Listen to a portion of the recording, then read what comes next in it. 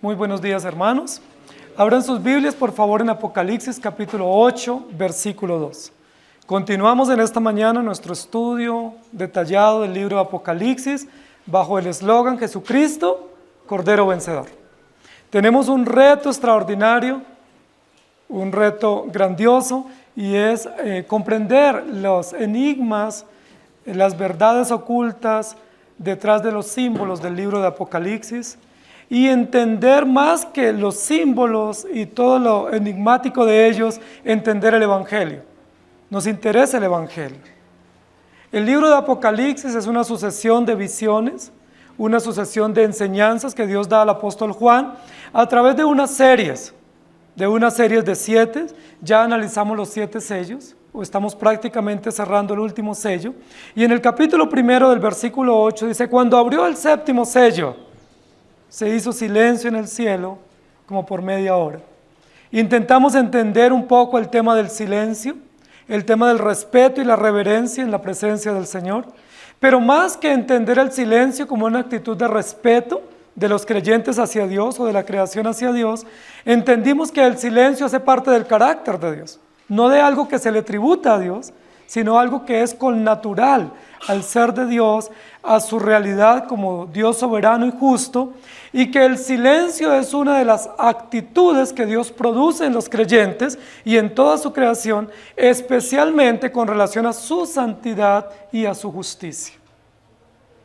Nosotros hemos pensado que el silencio es simplemente como una acción de educación o de respeto a alguien que habla.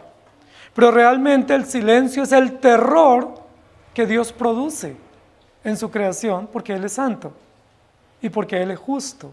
Y ante su santidad y su justicia, toda su creación queda paralizada, queda en silencio y queda sin poder emitir una palabra o un sonido. El silencio que nosotros vimos en el domingo anterior, en el texto anterior, no surge de la tierra, sino que surge del cielo. Hubo silencio en el cielo.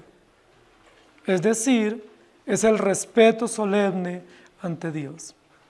Ahora, ante ese silencio un poco dramático, un poco enigmático para nosotros, nos enfrentamos a una segunda descripción que se va a presentar en el versículo que nos corresponde hoy. Y vi a los 7 ángeles que estaban en pie ante Dios y se les dieron 7 trompetas. Y vi ante Dios. Claramente estamos ante una visión. Desde el primer capítulo de Apocalipsis, el apóstol Juan está viendo. Recordemos que las visiones son parte integral como Dios reveló la Escritura, como nos dejó el canon. Nosotros sabemos que Dios hoy no está dando visiones canónicas, sino que nos lleva a confiar en las visiones que ya fueron registradas o plasmadas en la Escritura. Pero en esta oportunidad Juan está en la isla de Patmos y está viendo. Y vi a los 7 ángeles que estaban en pie ante Dios y se les dieron trompetas. Y ese es nuestro tema de hoy. Y vi ante Dios. Y vi ante Dios, haciendo honor a algunas de las partes integrales del desarrollo gramatical del texto, que son las visiones y las audiciones. En esta oportunidad no se escucha nada, silencio total, como por media hora, pero se puede ver, la obra continúa. Mientras hay silencio, la obra continúa. Y vi ante Dios. Llama la atención que esta visión no es una visión terrenal como los 3 primeros capítulos de Apocalipsis, que es una visión de la iglesia militante y de las realidades terrenas de la iglesia, especialmente en Asia Menor. A partir del capítulo 4 se están viendo visiones en el cielo, es decir, de las realidades solemnes que acontecen en la presencia del Señor. Sofonías capítulo 1, versículo 7 dice: calla en la presencia de Jehová el Señor, porque el día de Jehová está cercano, porque Jehová ha preparado sacrificio y ha dispuesto a sus convidados. Y en Habacuc capítulo 2, versículo 20, dice: mas Jehová está en su santo templo, calle delante de él toda la tierra. El Salmo 115, versículo 17, dice: no alabarán los muertos a Jehová, ni cuantos descienden al silencio. Y vi ante Dios. Juan nos va a comenzar a describir a partir del capítulo 8 una sucesión de visiones que van a constituir la segunda serie, que es la serie de las 7 trompetas. Y vi ante Dios. Es interesante que esta visión silenciosa esté acompañada de unos símbolos que son bulliciosos o que son sonoros. Es una paradoja que continúa en el libro de Apocalipsis. Silencio, les voy a entregar trompetas. Y las trompetas son instrumentos, ¿sí?, de percusión, son instrumentos de sonido, son instrumentos para emitir grandes sonidos y convocar posiblemente a la guerra, o posiblemente para anunciar un juicio, o posiblemente también para anunciar una victoria, o quizás para anunciar la posesión de un nuevo rey. Es una paradoja de contraste aquí en el texto, pero que implica acciones y decisiones que describen el carácter de Dios. ¿Qué es lo que Juan ve en este versículo? Es importante que nosotros nos demos cuenta qué es lo que él ve. Llama la atención que el texto no dice me pareció ver, como solemos hacer nosotros. Nosotros solemos decir, si mal no estaba, si mis ojos no me engañan, yo vi. Si yo no estaba distraído, esto fue lo que vi. Pero evidentemente esta visión que puede ser nuestra es subjetiva, es engañosa, es peligrosa, porque digo, me pareció, quizás, posiblemente yo vi. Y alguien pudiera decir, ¿será? Yo vi otra cosa. Por eso el texto no abre con una expectación subjetiva de parte del apóstol, con una acción de su visión como de su propia interpretación, sino con una afirmación categórica. Y vi, no me pareció ver, no supuse, sino vi, y esto fue lo que vi. ¿Qué fue lo que vio Juan? Verdad absoluta, visión absoluta. No fue una imaginación, no fue una ilusión óptica la que él tuvo, fue una visión clara y contundente que puede ser descrita con detalles y que ha sido vista en el cielo, y Juan en la presencia de Dios la puede describir. Es decir, no es susceptible a error. Las visiones que muchos visionarios hoy día tienen son visiones individuales, subjetivas, engañosas, que no pueden ser verdad. ¿Qué vio Juan en primer lugar? Vi a los 7 ángeles. Lo primero que él describe que él vio a los 7 ángeles. Y eso amerita ya una consideración de parte nuestra. ¿Por qué él vio a 7 ángeles? Ahora, no dice vi a 7 ángeles, sino vi a los 7 ángeles. Es decir, a una corte de ángeles que estaban previamente dispuestos y que Juan los había visto en otra oportunidad. ¿Recuerdan dónde vio Juan los 7 ángeles? En el capítulo 1. El capítulo 1 dice que él vio que el Señor se paseaba y estaban los 7 ángeles. En el capítulo 4 Juan vio a los 7 ángeles también en el trono celestial. Y en el capítulo 6 y 7 Juan volvió a ver a los 7 ángeles. Es importante que nosotros notemos eso, porque no está diciendo que vio 7 ángeles, porque pueden ser otros, pueden ser cualquier otro grupo de 7 en otro lugar o en otro escenario. Algunos intérpretes pueden decir, no, es que hay 7 ángeles guardianes de la tierra y hay 7 ángeles guardianes en el trono celestial, pero no dice eso la Escritura. Así que no podemos llegar a esas conclusiones porque son erradas. Sencillamente, cuando Juan está describiendo este texto, dice, vi a los 7 ángeles. No dice, vi a unos ángeles. No es un artículo indefinido, sino definido. Los 7 ángeles que han sido descritos en otras oportunidades. Ahora, ya nosotros agotamos un poco ese entendimiento de qué representan los 7 ángeles en Apocalipsis. Y dijimos que en este caso representan toda la corte celestial, la perfección de la corte celestial que rinde tributo permanente a Dios y a Jesucristo, el Cordero vencedor, en el cielo y en la tierra. Hemos dicho en una y otra oportunidad que la Biblia no da la opción de entender que hay una categoría o una jerarquía de ángeles en el cielo, sino que aquí está representando la corte celestial, presente en el trono, tributando adoración a Dios. Ahora, esos 7 ángeles, ¿qué hacen en el cielo? ¿Qué lugar ocupan? No nos debe interesar ni el número tanto, ni cómo están vestidos, sino qué hacen en el cielo.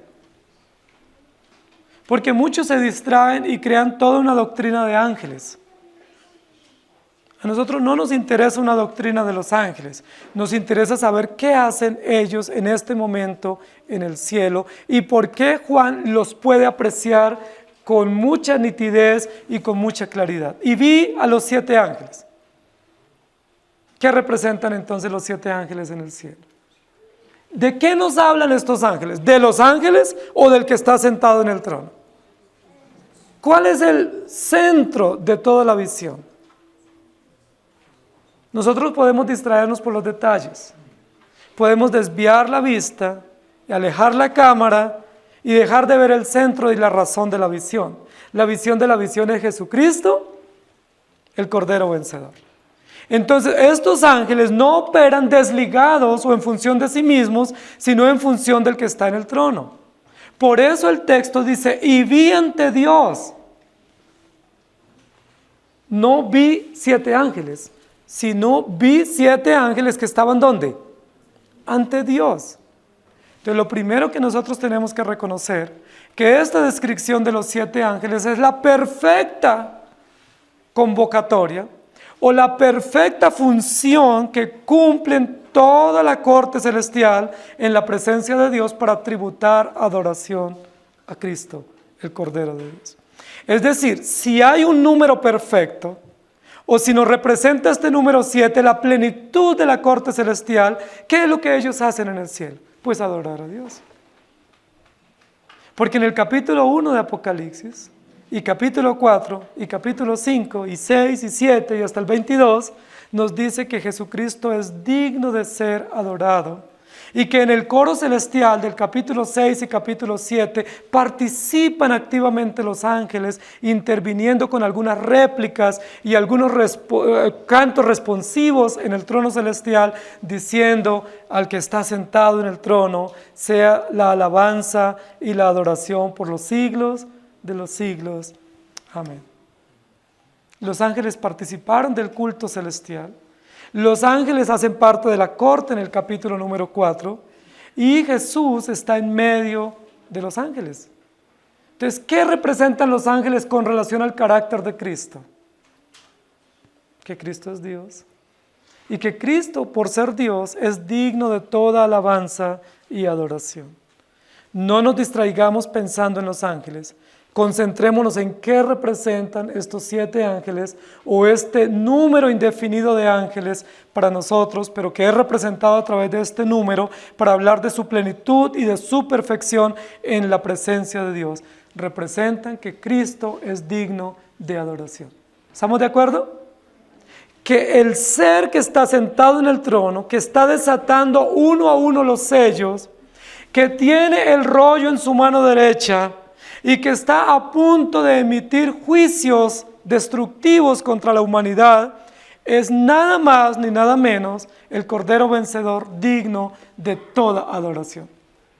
Y llama mucho la atención que en el preámbulo, un poco enigmático, silencioso, reverente de esta escena, se nos muestra a Cristo como digno de toda adoración. Cualquiera diría que el comienzo de esta nueva serie abre la puerta para una cantidad de juicios sucesivos destructivos. Juicios sobre la tierra, sobre los animales, sobre las aves, sobre los astros y por supuesto sobre todos los reyes. Que el preámbulo de esta serie es terrorífico, juicio y destrucción, como es el mensaje de los profetas. Y es verdad. Esta es una serie que comienza a advertir juicios terribles sobre la tierra.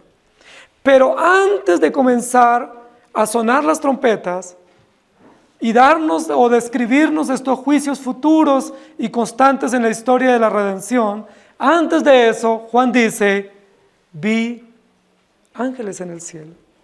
Es decir, el preámbulo al juicio es el preámbulo del reconocimiento de que quien va a emitir los juicios es digno de toda adoración. No es un Dios cruel, inclemente, que tortura y que destruye con severidad la tierra. No es un Dios o un cordero injusto, implacable. No, es Dios justo, digno de culto, digno de reverencia y digno de reconocimiento. Y eso es maravilloso. Recordemos que cuando el sumo sacerdote estaba presenciando el sacrificio y cuando esa sangre era recogida y era llevada luego al lugar santísimo, aunque los creyentes temblaban porque eran pecadores, ellos también reconocían que quien iba a dar el dictamen de su condición es aquel que es digno de ser alabado y adorado. Y recuerden que entre el atrio y el lugar santísimo estaba el lugar santo, donde el pueblo cantaba y adoraba y elevaba oraciones a Dios. Es decir, entre el juicio y la gracia está Dios digno de adoración por todo el mundo y por todos los hombres. Apocalipsis capítulo 1 versículo 10 dice, yo estaba en el Espíritu en el día del Señor y oí detrás de mí una gran voz como de trompeta. Y Éxodo 8:1 dice, entonces Jehová dijo a Moisés, entra a la presencia de Faraón y dile, Jehová ha dicho así, deja ir a mi pueblo para que me sirva. Recordemos que antes que se desaten los juicios contra Egipto por la opresión que le causaron al pueblo de Dios, hay una súplica o una mediación de Moisés al faraón diciendo, deja que mi pueblo vaya para que me sirva, porque Jehová es Dios y Él es el Señor. Y vi a los 7 ángeles, es decir, vi que Dios es digno de toda adoración y que está rodeado de una corte celestial que si bien son mensajeros de juicio, también son emisarios para llamar al pueblo a la adoración y al culto. En segundo lugar, dice, y vi a los 7 ángeles que estaban en pie ante Dios. En el libro de Apocalipsis, por ser un libro lleno de tanto detalle, de tanto símbolo, de tanto mensaje en cada acción y en cada postura, llama la atención que estos ángeles, que posiblemente no eran 7, sino que eran muchos, millares de millares, pero representados simbólicamente a través del número 7, igual como no eran solo 7 iglesias de Asia Menor, sino muchas iglesias, y no eran solo 7 pastores, sino muchos pastores, pero representados a través de un número simbólico, estos ángeles estén en pie. ¿Recuerdan cómo estaban en el capítulo número 6 y 7? Se postraron. Los ángeles se postraron. En el capítulo anterior, los ángeles, al participar del culto celestial, se postran y rinden reverencia, junto a los salvos de todos los tiempos, representados por los 24 ancianos. Pero en este texto, estos ángeles no están postrados. Llama la atención que están representados de pie. Y vi a 7 ángeles que estaban en pie ante Dios. No dice que permanecen en pie, sino que estaban en pie, porque en momentos previos a estos ángeles estaban postrados. Queridos hermanos, bíblicamente solo hay 2 posturas legítimas para los creyentes y para los ángeles: o estar de pie o estar postrados. No hay otra postura legítima para un creyente o para alguien que reconoce a Jesús como Señor y Salvador. Los ángeles han pasado de estar de pie a estar postrados y ahora están nuevamente en pie, igual como los creyentes. Ahora, ¿qué representa lo que está diciéndonos el texto acá? Y vi a los ángeles que estaban de pie ante Dios. El texto no dice aquí que estaban de pie ante el altar.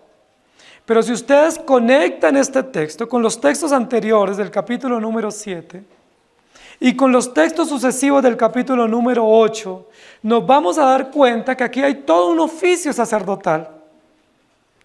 El versículo 3 va a hablar del incensario, va a hablar de las ofrendas que se tributaban en el lugar santo y va a hablar luego de cómo ese incensario era llevado por el sumo sacerdote al lugar santísimo, donde el sumo sacerdote dictaminaba lo que se iba a hacer con los que estaban recibiendo o participando de esta ceremonia.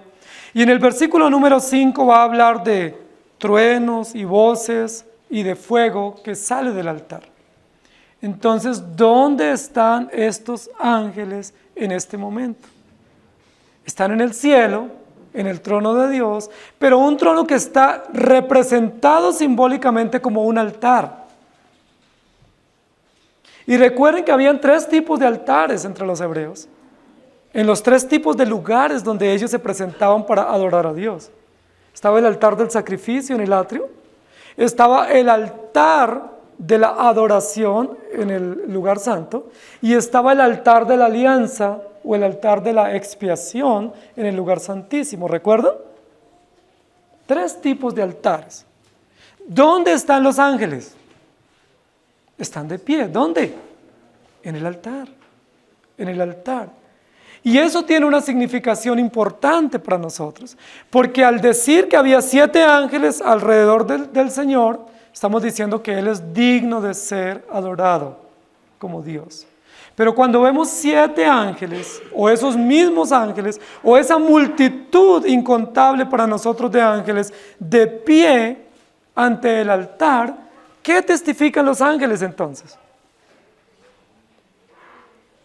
En el altar se sacrificaban animales, en el altar se honraba al único Redentor, y en el altar se dictaminaba que aquellos que habían traído un cordero y había sido muerto eran declarados justos. Entonces, ¿de qué testifican estos ángeles en el altar? Que Jesucristo es Redentor. Los ángeles no pueden ser salvos.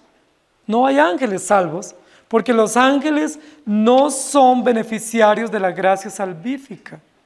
Los ángeles no han sido preparados para la salvación, sino los pecadores, los creyentes y los elegidos.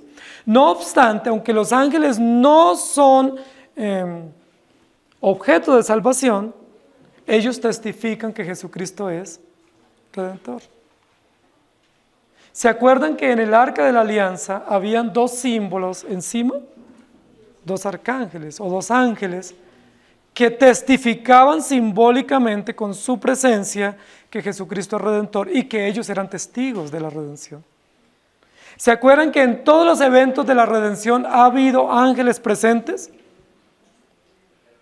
Desde Génesis 3 hasta Apocalipsis 22 hay ángeles, no guardianes de nosotros, ni ángeles mensajeros, sino ángeles que atestiguan que Jesucristo es Redentor y que ellos pueden dar fe de eso. ¿No les parece maravilloso, queridos hermanos, que estos ángeles, que no solamente atestiguan que Jesucristo es digno de adoración, ahora atestiguen en pie ante el altar que Jesucristo es Redentor? Por eso dice la Biblia que toda rodilla se doblará y toda lengua confesará que Jesucristo es el Señor. Aún los ángeles atestiguan. Los ángeles están presentes en el altar, representado aquí en el cielo, para ellos decir que Jesucristo es el único Redentor. Llama la atención que mientras los reyes de la tierra y los gobernantes niegan a Jesucristo, desprecian a Jesucristo, lo crucificaron, lo mandaron matar y lo humillaron y lo despreciaron. Y llama la atención que mientras nosotros los creyentes despreciamos la salvación, los ángeles permanecen en pie ante el altar. no diciendo Jesucristo es mi Salvador, porque ellos no pueden decir eso, pero sí diciendo Jesucristo es Salvador. Jesucristo es Redentor. Toda esta multitud vestida de ropas blancas del capítulo número 5, 6 y 7 han sido salvos por este único y precioso Redentor. Dos cosas atestiguan los ángeles en este versículo. Primero, que Jesucristo es Dios. Y como Dios es digno de ser adorado, engrandecido y reconocido. Pero en segundo lugar, al estar en pie ante el altar, atestiguan que Jesucristo es Redentor y que solo a través de Él nosotros tenemos acceso al trono celestial. Y vi a los ángeles ante Dios.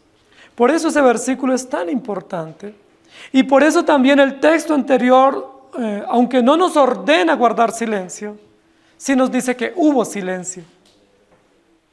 Y hay una orden implícita de guardar silencio, no explícita, pero implícita. Si hubo silencio en el cielo, ¿qué debe haber en la tierra?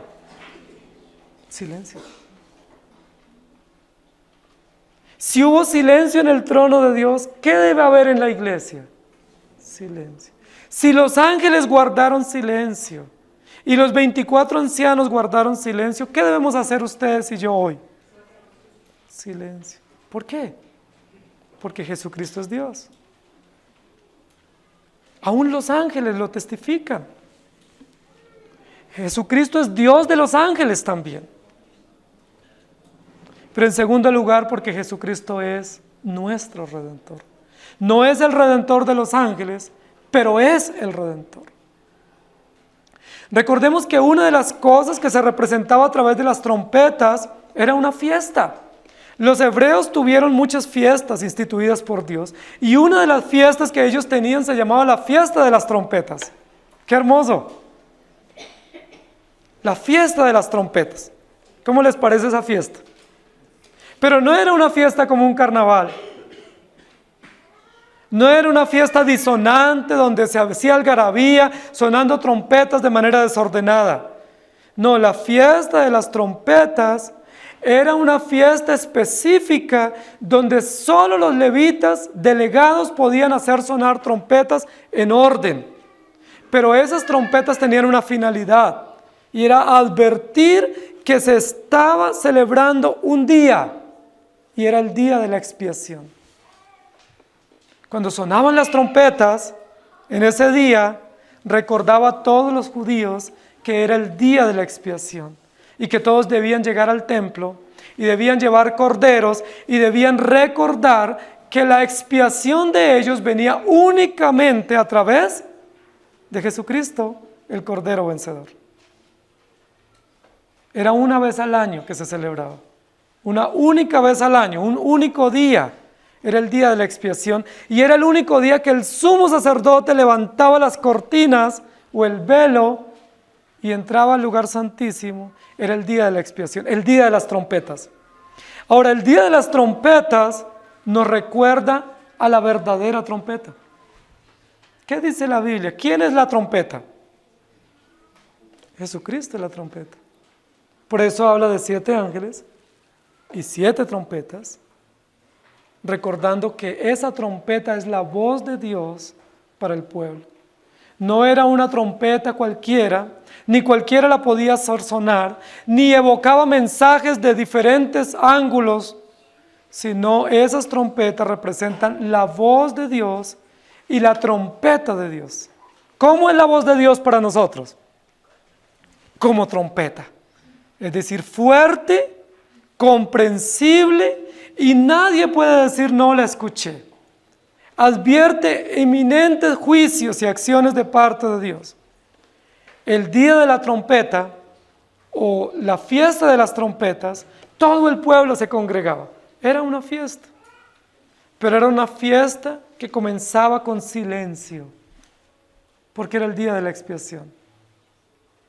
Todos somos pecadores. Necesitamos sacrificios, necesitamos animales muertos y se nos advierte que hoy a través del sonido de las trompetas el sumo sacerdote dará un dictamen y dependiendo de ese dictamen tendremos esperanza o no. Por eso hubo silencio. Y vi ante Dios a los 7 ángeles que estaban en pie ante Dios, y se les dieron 7 trompetas. Yo quiero que noten que en esa parte final del versículo no dice que los ángeles andan con trompetas en la mano. Así los hacen las caricaturas, ¿sí? Que andan con trompetas en las manos. No, dice se les dieron, o se les entregaron, o se les confiaron para este propósito. De esta parte, de este anuncio, o de esta advertencia, se les entregaron. ¿Quién les entregó las trompetas? La Biblia no lo dice. Pero hemos de suponer, casi con certeza, quién les entregó esa trompeta. ¿Quién va a dar el anuncio? Dios. ¿Quién es el que está oficiando toda esta ceremonia? Jesucristo, nuestro Dios. Anuncia toda esta celebración y toda esta simbología a Cristo que está sentado en el trono. Anuncian aspectos de su carácter. Anuncian oficios de Cristo.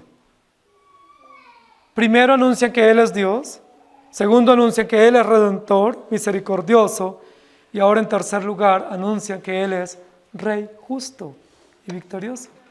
Las trompetas nunca en el pueblo hebreo ni en los pueblos orientales antiguos estuvieron en manos del pueblo. No estaban de fácil acceso, como que los podían comprar en cualquier tienda y cualquiera tener una trompeta y hacerla sonar. Las trompetas eran exclusivas de los gobernantes o de los ejércitos en pueblos orientales antiguos. En el pueblo hebreo, las trompetas eran exclusivas de los reyes.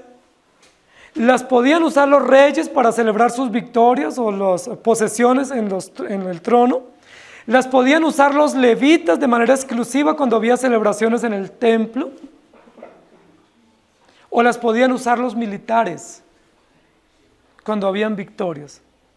¿Recuerdan la famosa toma de Jericó? Y las 7 trompetas y las 7 vueltas. Las trompetas no eran instrumentos públicos, nunca han sido. Eran instrumentos exclusivos para recordar 3 momentos. Los 3 momentos que estamos recordando acá. A los dioses, a sus salvadores y a sus reyes. Y ese lugar es únicamente para Jesucristo. Jesucristo es único Dios en el cielo y en la tierra. Jesucristo es único Redentor. Y Jesucristo es Rey absoluto. Y se les dieron, se les entregaron parte de la ceremonia, parte del proceso silencioso y reverente que se está dando en el cielo es la entrega solemne de 7 trompetas. Es decir, una trompeta para cada uno de los que están representados simbólicamente en este momento. Se les dieron 7 trompetas. ¿Qué dicen estas trompetas? Es una paradoja primero, ¿cierto? Que estando en silencio se entreguen instrumentos de sonido. Una contradicción.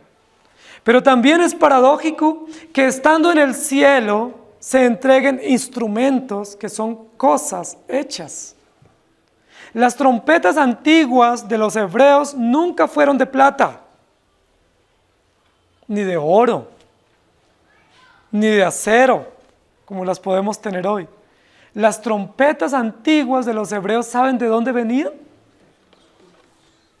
De los cuernos o de los cachos del ganado. De los cuernos, de los búfalos, de los bueyes, de los toros o de los machos cabríos. De ahí venían las trompetas. Y qué cosa tan interesante, que en el cielo haya trompetas y no hayan ni cítaras, ni flautas, ni otro instrumento, arpas. ¿Por qué hay cuernos en el cielo? ¿Se acuerdan que en el atrio habían cuernos? ¿Sí se acuerdan? En el altar del sacrificio, donde se ataban a los animales para degollarlos. Los ataban a los cuernos del altar. Eran los lugares de refugio para aquellos que huían, albergándose para no morir y sujetándose a la justicia. Significan justicia. El altar del sacrificio con los cuernos del altar. Recuerden que en el lugar santo había también toda una simbología de Cristo muerto, a través de los panes, a través del aceite derramado, ¿sí? Y a través del altar del incienso. Y recordemos que en el lugar santísimo, el tercer lugar, había también toda una simbología del sacrificio de Cristo con el propiciatorio, donde se derramaba la sangre de los animales. ¿No les parece a ustedes interesante que lo que se entregue a estos ángeles sean trompetas? O permítame decirlo, cuernos. ¿Por qué no se les entregan arpas? Las arpas suenan más bonitos. Las arpas son más modernas. Las arpas hablan de la cultura universal. Y es un instrumento novedoso y valioso, muy elaborado. ¿Por qué no unos címbalos? Como tenía el ejército del rey David. ¿Por qué se les entregan trompetas? Porque las trompetas antiguamente eran hechas de cuernos. Y si se toma un cuerno para hacer una trompeta, ¿qué significa eso? Que hubo un sacrificio. Que hubo un muerto, que hubo una mediación.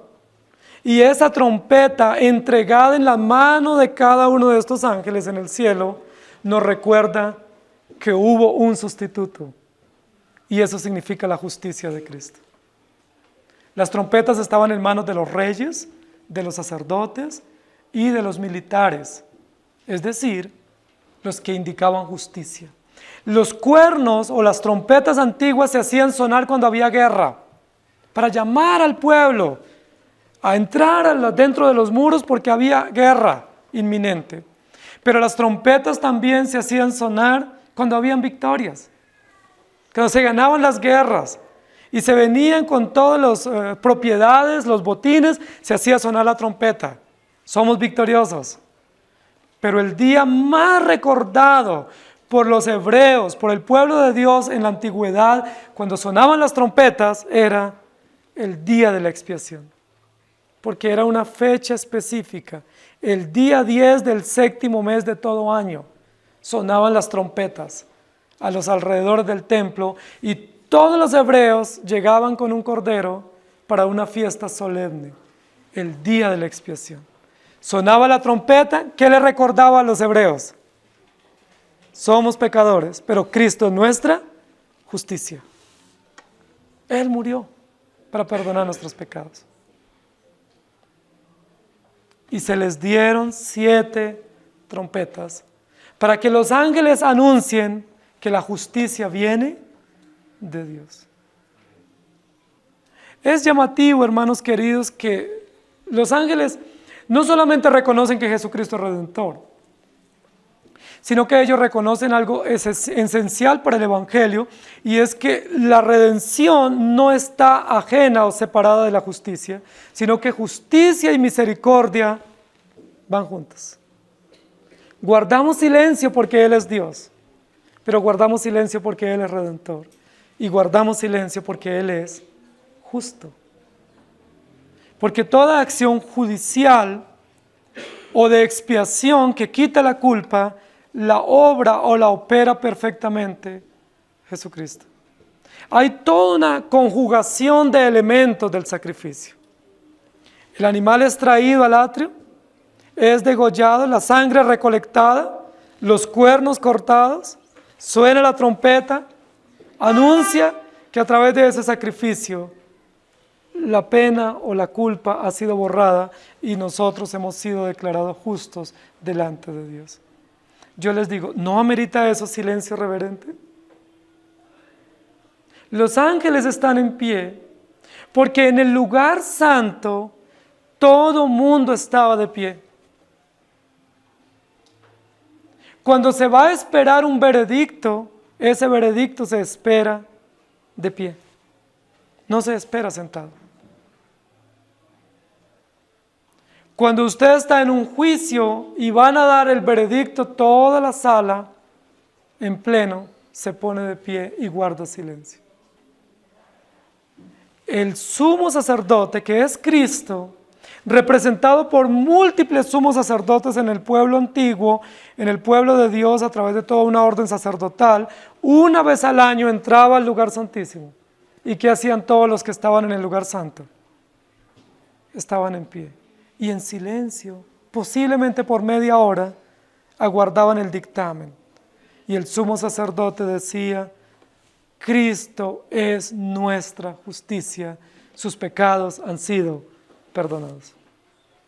Los ángeles no reciben la justicia de la redención, pero los ángeles atestiguan simbólicamente y a través de emitir estas voces como mensajeros con sus trompetas, que Jesucristo es nuestro Redentor. Yo quisiera que ustedes recordaran a lo largo de esta serie que estas 7 trompetas, si bien es cierto después en el pueblo, en la época del rey Salomón, hubo trompetas de plata y trompetas de oro, estas trompetas realmente evocan un sacrificio. Dios nos habla por su sacrificio. No nos habla con el bullicio, nos habla con los símbolos. Y este cuerno nos recuerda que un cordero murió, y ese cordero es Jesucristo, victorioso Salvador. Ese cordero está allí, en presencia. Yo no me imagino las emociones mezcladas del apóstol Juan. Juan no solamente está presenciando una visión posiblemente 70 años después de la crucifixión y la resurrección de Cristo, si decimos que fue en el año 100, más o menos 60, 65 años después. Juan está presenciando una visión y está muy concentrado, atento a los detalles. Pero yo no sé cómo esa visión, a medida que avanza, le recuerda momentos que él ya ha vivido y que vivió junto a Jesucristo, el Cordero Vencedor. Es algo así como esto que estoy presenciando, yo ya lo viví. Yo estuve allí cuando lo crucificaron. Yo estuve allí cuando murió. Yo fui testigo de su resurrección. Yo lo vi ascender. Es verdad, Él es el Cordero de Dios que quita el pecado del mundo. Pero no solo se une esa visión del cumplimiento consumado de esta promesa, sino que Juan está recordando que el pueblo hebreo por 4000 años había participado de ceremonias similares. Es toda una emoción grata de promesa, cumplimiento y consumación. Jesucristo como Dios, como Salvador y como Rey. Jesucristo digno de ser adorado, digno de ser reconocido en su misericordia, en su gracia, pero también en su justicia como juez. Y vi a los 7 ángeles que estaban en pie ante Dios y se les dieron 7 trompetas. No dice que los ángeles comenzaron a sonar esas trompetas. Si a nosotros nos entregan una trompeta, lo primero que hacemos es probarla o afinarla y comienza el desorden. No estaba permitido eso. Ellos no tenían autonomía de emitir sonidos propios. No era para mostrar las destrezas de ellos en el uso de este instrumento. Era simplemente para guardar reverencia, porque ellos estaban testificando no de sí mismos, sino del que está sentado en el trono, que es nuestra justicia. Este texto, querida iglesia, nos recuerda 3 aspectos de Jesucristo, el Cordero Vencedor. Su adoración, de la cual Él es digno, que se ha dicho en los textos anteriores. ¿Quién es digno de abrir el libro? Y los ángeles dicen: Jesucristo es digno. El texto también nos recuerda que Jesucristo es lleno de misericordia y que toda gracia salvífica viene a través de Él, porque ellos están presentes de pie ante el altar, participando de esta celebración. Pero también nos recuerdan que Jesucristo es justo y que toda justicia viene únicamente de parte de Él. Pero ellos también nos recuerdan 3 oficios que hacen parte de la cristología bíblica, de la doctrina correcta. Jesucristo es Dios, Jesucristo es Salvador y Jesucristo es Señor.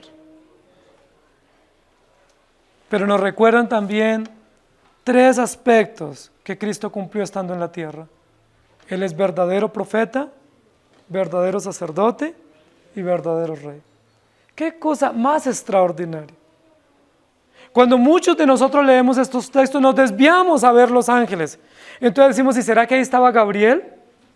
¿Y ahí estaría Miguel también? No, no nos debe interesar. Todos los ángeles reconocen lo mismo ante Dios. Yo creo que ahí estaban todos representados, igual como todos los creyentes, ¿sí? Y vi ante Dios seres angelicales que atestiguaban de 3 aspectos del carácter de Dios. Yo les pregunto, querida iglesia, ¿ustedes pueden atestiguar de lo mismo hoy? ¿Ustedes pudieran en pie atestiguar que Jesucristo es Dios? ¿Que Él es Señor de sus vidas y que Él es el único Salvador? ¿Ustedes lo pueden atestiguar hoy? Ustedes pudieran simbólicamente, al ver este cuerno entregado por Cristo, el Cordero Vencedor, dando una evidencia de que Él murió para perdonar sus pecados. No es una ceremonia cualquiera, es una ceremonia donde Jesús mismo toma el cuerno y lo da a estos ángeles, diciéndoles, yo morí para perdonar esta multitud. Y esta multitud vestida de ropas blancas lo está no por mérito propio, sino lo está porque yo morí. Y esta es la evidencia, este cuerno, esta trompeta de que hubo un sacrificio. Y aún en el cielo se atestigua del sacrificio. Y aún los ángeles atestiguan del sacrificio. Y aún Satanás en el infierno cree que Jesucristo murió para perdonar los pecados de su pueblo. Aún los ángeles caídos y aún toda rodilla se doblará y dirá, Jesucristo es Dios, Jesucristo es Señor y Jesucristo es juez. Caigan las rocas sobre nosotros y nos maten para no enfrentarnos a aquel que es digno. Que nos mate una roca, pero que no nos mate el creador del universo. Que nos trate otro juez, no importa el dictamen, pero que no tengamos que enfrentarnos al único juez justo y verdadero, creador del cielo y de la tierra. Y vi ante Dios a Jesucristo. Amén. Si ustedes creen eso, ustedes pueden inclinar su rostro y decir, Señor, gracias por tu misericordia y por tu justicia. Precioso Señor, gracias por permitirnos no ver una escena más de adorno en el cielo.